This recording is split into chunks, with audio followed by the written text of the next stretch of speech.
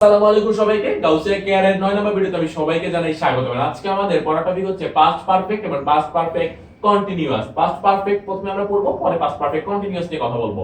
Past perfect এর দুইটা rules আছে, একটা হচ্ছে সহজ রুলস আর একটা হচ্ছে একটু কঠিন রুলস। প্রথমে যে আমরা রুলসটা দেখবো সেই রুলসটা হচ্ছে subject plus had plus B C plus object. Subject plus auxiliary verb had বসবে, সাবজেক্ট যেই পার্সনই হোক, B3 object. They had done the work. তারা কাজটি করেছিল। They had done the work. Subject, auxiliary verb, B3 object. এটা কি past perfect tense, একদমই সোজা, কিন্তু auxiliary ভার্বটা কোনোভাবেই চেঞ্জ হবে না, এই জিনিসটা শুধু মনে রাখলেই হবে। এবার আমি সেকেন্ড রুলসটা করব। সেকেন্ড রুলসটা হচ্ছে দুইটা কাজের উপর ডিপেন্ড করে, দুইটা কাজ সংগঠিত হবে, একটা কাজ আগে হবে আর একটা কাজ পরে হবে। এই জিনিসটা খুবই ইম্পর্টেন্ট, এই কনসেপ্টটা। সবচেয়ে প্রচলিত উদাহরণ দেখো, the patient had died. The patient had died before the doctor came. Doctor আসার পূর্বেই রোগীটি মারা গিয়েছিল। একটু যদি খেয়াল করো, the patient had died একটা কাজ, the doctor came আরেকটা কাজ, একটা আগে হইছে আর একটা পরে হইছে। আগে রোগী মারা গেছে, পরে ডাক্তার এসেছে। একটু খেয়াল করো, মাত্র পড়াইছি মাত্র। Subject had auxiliary verb B3, কিসের rules? Past perfect rules. Subject B2 কিসে বসে? পাস্ট ইনডিফিনিটে বসে, অবজেক্ট নাই, সমস্যা নাই। the patient had died before the doctor came, প্রথম কাজ দ্বিতীয় কাজ, পূর্বে হইছে আগে এটা, পরে ডাক্তার আসছে। এটা কি হইছে? পাস্ট পারফেক্ট টেন্স হয়েছে। এটা কি টেন্স? এটা হচ্ছে আমার পাস্ট পারফেক্ট টেন্স। আর বিফোর এর পরেরটা কি হয়েছে? Past indefinite tense. তাহলে কি দাঁড়ালো আমার? বুঝতে হবে, দুইটা কাজ হলো, একটা কাজ আগে হলো, একটা কাজ আগে হলো আর একটা কাজ পরে হলো। আগে যে কাজটা হলো ওটা হচ্ছে পাস্ট পারফেক্ট, পরে যে কাজটা হলো ওটা হচ্ছে পাস্ট ইনডিফিনিট। এটাই হচ্ছে পাস্ট পারফেক্ট টেন্স। একটা আগে একটা পরে, যেটা আগে হবে ওটা পাস্ট পারফেক্ট, যেটা পরে হবে ওটা পাস্ট ইনডিফিনিট। এখানে দুইটা টেন্স মিলে একটা টেন্স হয়েছে। এইজন্য এই টেন্সটা অনেক অনেক ঝামেলাপূর্ণ মনে হতে পারে তোমাদের কাছে, কিন্তু বুঝলে আর সমস্যা নেই। এবার আমি আরেকটা জিনিস লিখছি। যদি আমি লিখি the patient died after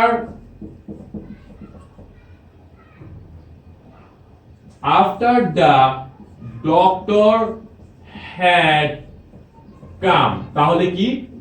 doctor আসার পরে রোগীটি মারা গিয়েছিল।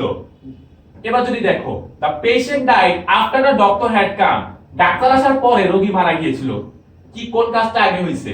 আগে ডাক্তার এসেছে, পরে রোগী মারা গেল, চেঞ্জ হয়ে গেছে কিন্তু। the patient died, subject verb second form past indefinite, after এর মতো থাকলো। the doctor had come, subject had auxiliary verb B3, come came come, তাহলে কি পাস্ট পারফেক্ট। তাহলে কি দেখো, দুইটা কাজ কিন্তু এখানেও, আগে ডাক্তার আসছে, পরে রোগী মারা গেছে। এজন্য রোগী মারা যাওয়ার টেন্সটা হচ্ছে পাস্ট ইনডিফিনিট, কারণ এটা পরে হয়েছে। ডাক্তার আসার পার্টটা হচ্ছে পাস্ট পারফেক্ট, কারণ ডাক্তার আগে এসেছে। কিচ্ছু বুঝতেছো না? একটা জিনিস মাথায় রাখতে হবে, বিফোর, খুব খেয়াল, সঠিক। বিফোর এর আগের পার্টটুকু পাস্ট পারফেক্ট, বিফোর এর পরের পার্টটুকু পাস্ট ইনডিফিনিট। আফটার উল্টা, আফটার এর আগের পার্টটা পাস্ট ইনডিফিনিট, আফটার এর পরের পার্টটা পাস্ট পারফেক্ট। এটা শর্ট ট্রিক, মেইন থিমটা বুঝতে হবে, মনে না থাকলে এটা একটু মাথায় রাখতে হবে। দেখো, দুইটা কাজ হলো, যেটা আগে হলো ওটা পাস্ট পারফেক্ট, যেটা পরে হলো পাস্ট ইনডিফিনিট। যেটা আগে হলো, যেটা পরে হলো পাস্ট ইনডিফিনিট, যেটা আগে হলো পাস্ট পারফেক্ট টেন্স।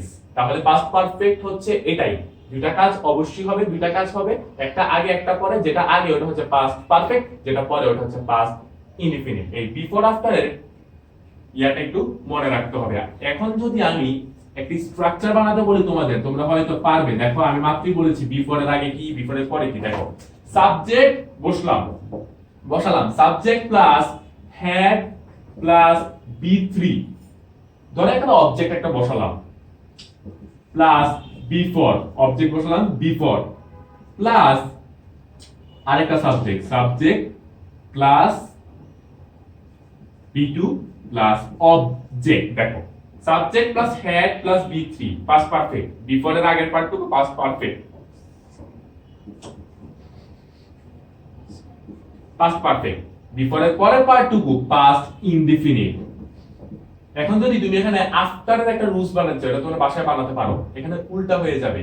আফটার এর আগের পার্টটুকু হবে past indefinite, subject plus B2 plus object plus after plus past perfect টেন্সের রুলস। এখানেই বুঝতে হবে, এত কথা বলার কিছু নাই, খালি মনে রাখতে হবে বিফোর এর আগে কি হবে, বিফোর এর পরে কি হবে, আফটার এর আগে কি হবে, আফটার এর পরে কি হবে, এবং সবথেকে ইম্পর্টেন্ট পার্ট হচ্ছে কোন কাজটা আগে সম্পন্ন হচ্ছে এবং কোন কাজটা পরে সম্পন্ন হচ্ছে সেই ব্যাপারটা ধরতে পারা। তো প্রথমে আমরা পাস্ট পারফেক্ট টেন্স নিয়ে আলোচনা করলাম, একটু ঝামেলা কিন্তু এটা একটু মনে রাখতে হবে। এখন আমরা যেটা নিয়ে কথা বলবো সেটা হচ্ছে পাস্ট পারফেক্ট কন্টিনিউয়াস, বড় একটা tense, past perfect continuous tense. এটার একটা রুলস আছে, রুলসটা মনে রাখতে হবে। একটা জিনিস আমি বলেছিলাম প্রেজেন্ট পারফেক্ট কন্টিনিউয়াস টেন্স পড়ানোর সময়, এখনো বলছি পাস্ট পারফেক্ট কন্টিনিউয়াস। দেখো পাস্ট পারফেক্টও আছে, কন্টিনিউয়াস আছে, তাহলে কি পাস্ট পারফেক্টের রুলস থাকবে, কন্টিনিউয়াসের রুলস থাকবে, দুইটা মিলে হবে পাস্ট পারফেক্ট কন্টিনিউয়াস। একটু খেয়াল করে দেখো, subject plus had, auxiliary verb had বসবে, যেহেতু পাস্ট পারফেক্ট আছে প্রথমে পাস্ট পারফেক্টের রুলস বসাই, সাবজেক্ট প্লাস হ্যাড প্লাস বিন। একটু খেয়াল করতে হবে, বি হচ্ছে প্রেজেন্ট ফর্ম, বিন B3 বসলো, subject had B3 plus main verb plus ING. দেখো subject plus had plus been plus main verb plus ING. এখানে একটা জিনিস হবে, হয়তো সিন্স হবে নয়তো ফর হবে, এটা আমি বুঝিয়ে দিচ্ছি, প্লাস অবজেক্ট। দেখো subject plus had plus B3 plus main verb plus ING for object, পেঁচানো যাবে না। পাস্ট পারফেক্টের রুলস আছে, কন্টিনিউয়াস এর রুলস আছে, দুটো মিলে এটা হয়েছে। আমি যদি এখন একটা উদাহরণ দেই বুঝতে সুবিধা হবে,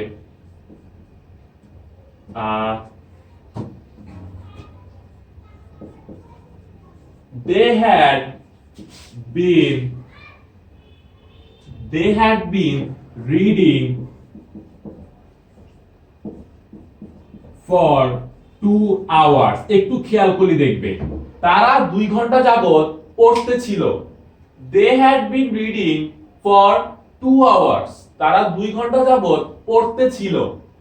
subject auxiliary verb B3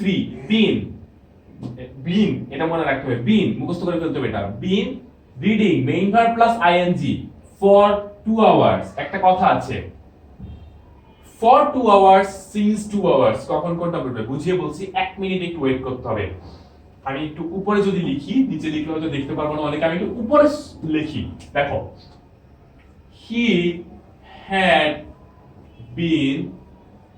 he had been playing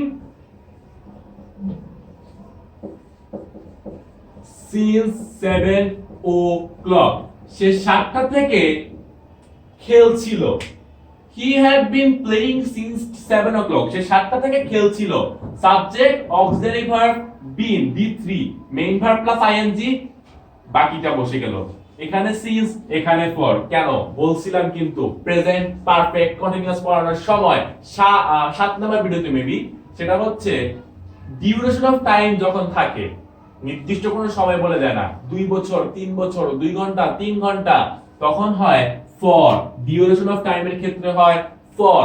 R point of time 7টা বাজে 8টা বাজে 9টা বাজে 10টা বাজে, সিন্স। দেখো he had been playing since 7 o'clock, সে 7টা থেকে পড়ছে, সিন্স বসলো কারণ একদম নির্দিষ্ট সময়, পয়েন্ট অফ টাইম।